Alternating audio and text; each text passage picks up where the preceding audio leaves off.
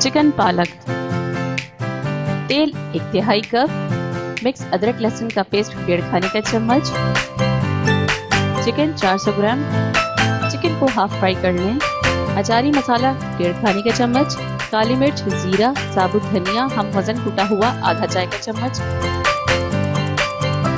पानी आधा कप, सौंफ भीगी हुई आधा चाय का चम्मच, 4 अदद टमाटर आधे कप पानी में ग्राइंड किए हुए, 10 से 15 मिनट दरमियानी आंच पर पकाएं।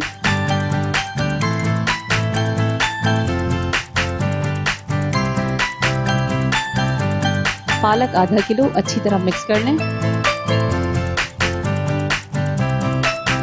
5 मिनट तक धीमी आंच पर पकाएं। 4 अदद हरी मिर्ची शामिल करें। 5 मिनट के लिए मजीद धीमी आंच पर पकाएं।